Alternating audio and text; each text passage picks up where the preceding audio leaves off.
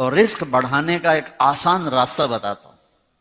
میرے نبی کے پاس ایک شخص آیا, یا رسول اللہ اريد ان يوسع علی رزقی, میں چاہتا ہوں میرا رزق بڑھ جائے.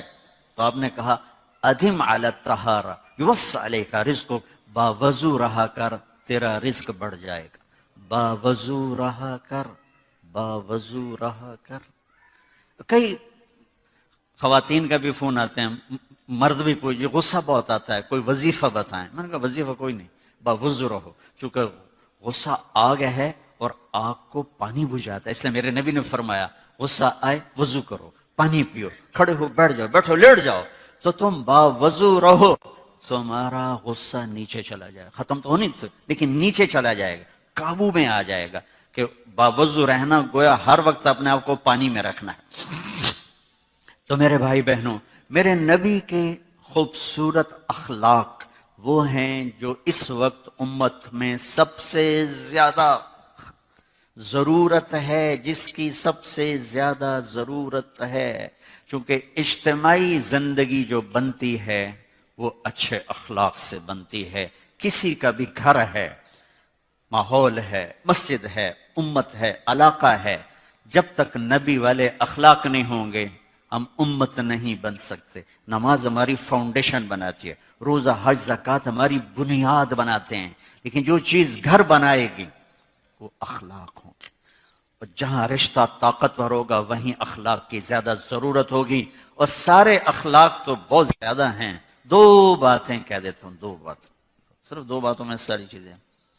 ایک دو حدیثیں سنا دو. میرے نبی نے کہا یا معاذ الا انبئک بملاک ھذا کلہ, ایک لمبی نصیحت فرمائی.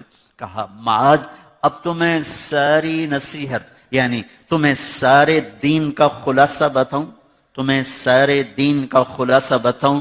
کہا جی ما ہوا, وہ کیا ہے؟ تو مجھے دیکھو, سارے میری طرف دیکھو.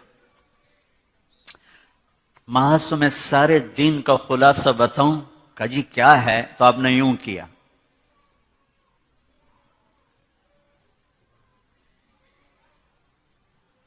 دیکھو یہ نہیں فرمایا کہ زبان پہ قابو رکھو, کر کے دکھایا. پھر کہا کف ھذا, اس زبان پہ قابو رکھ. کس کو کہہ رہا ہے؟ معاذ بن جبل, جن کے بارے میں میرے نبی نے کہا قیامت کے دن میری امت کے علماء کا جھنڈا معاذ بن جبل کے ہاتھ میں ہو. اتنے بڑے آدمی ہیں. اور 4 سال پہلے میں اردن گیا تو ان کی قبر پہ حاضری دی اور دعائے اپنا فاتحہ کے لیے میں مزار میں داخل, سارے مزار میں خوشبو تھی. میں سمجھا جو قبر پہ چادریں ہیں وہاں سے خوشبو آ رہی. دعا کر کے میں چلا گیا, نماز تھی, بیان تھا. بیان سے فارغ ہو کر پھر دوبارہ میں گیا تو پھر میں کھڑا یہی سوچ رہا تھا, خوشبو. تو ایک صاحب وہاں کھڑے تھے, وہ مجھے شاید انہوں نے میرے چہرے کو پڑھ لیا. کہا آپ خوشبو محسوس کر رہے ہیں؟ میں کہا جی کر رہا ہوں. کہا آپ کا کیا خیال ہے ان چادروں میں ہے؟ 6-7 چادریں تھی. میں کہا جی. کہا آپ سونگو. میں نے ایک ایک چادر کو سونگا, کوئی خوشبو. اس نے مجھے بتایا کہ یہ اس قبر سے خوشبو آ رہی. اور 18 ہجری میں وہ بندہ زمین کے نیچے دفن ہوا. اور میں 1434 میں گیا. 1400 سال سے بھی اوپر زمانہ گزر چکا, اس کی قبر مہک رہی ہے, مہک رہی ہے, مہک رہی ہے. اس کو یوں کر کے سمجھایا,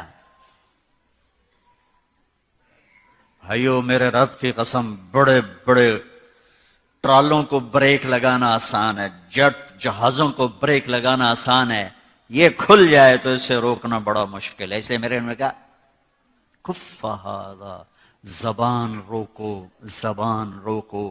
اس سے گالی, اس سے جھوٹ, اس سے غیبت, اس سے چغلی, اس سے بہتان بازی, اس سے طنز طانے کا یہ نکال دو.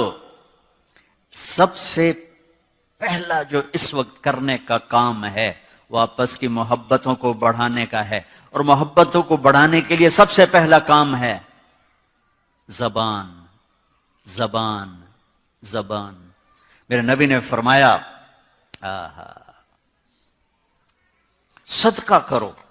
کہا جی ہمارے پاس تو ہے نہیں کچھ. کہا تیرا میٹھا بول بھی صدقہ ہے. تیرا کچھ نہیں، صرف تیری روٹی پوری ہوتی ہے، کوئی $1 بھی نہیں بچتا ہے. تو آپ نے کہا لوگوں سے میٹھا بول بولا کر، یہ تیرے لیے صدقہ ہے. میرے نبی سے پوچھا گیا مل اسلام، یا رسول اللہ اسلام کیا ہے؟ تو میرے نبی نے فرمایا طیب الکلام و اطعام الطعام. میرے نبی نے فرمایا زبان کا میٹھا بول اور لوگوں کو کھانا کھلانا، یہ اسلام ہے. کچھ نہیں ہے میرے پاس، زبان کا بول میٹھا، کچھ نہیں کھلانے کو، پانی پلا دو. وہ مہمان کو پوچھتے ہیں چائے تو نہیں پیو گے؟ ہن کہیں پیونی. شربت تو نہیں پیئیں گے؟ سبحان اللہ، کیا میزبانی. چائے تو نہیں پئیں گے. ہمارے استاد صاحب تھے رحمت اللہ علیہ، مولانا سعید خان صاحب. تو میں بیٹھا تھا تو کچھ مہمان آئے تو خادم نے کہا جی ٹھنڈا پئیں گے کہ گرم؟ تو وہ ناراض ہو گئے. فرمایا مہمان کے سامنے ٹھنڈا بھی رکھو گرم بھی رکھو، اس کی مرضی ہوگی ٹھنڈا پیے گا، اس کی مرضی ہوگی گرم پیے گا. تو بھائیو بہنوں، زبان کے بول پہ قابو پانا، زبان کو یہاں رشتہ ہے، ماں باپ سامنے ہیں، زبان اور قابو. تو ایک اور اہم بات بتا رہا ہوں، سب سے پہلا رشتہ، سب سے اہم رشتہ، سب سے بنیادی رشتہ وہ خامند اور بیوی ہے. وہ خامند اور بیوی ہے، وہ خامند اور بیوی ہے. اللہ نے پہلا رشتہ جو قائم کیا آدم اور حوا میں، وہ خامند اور بیوی تھا. ماں باپ بعد میں بنے، دادا دادی بعد میں بنے، ساس سسر بعد میں بنے.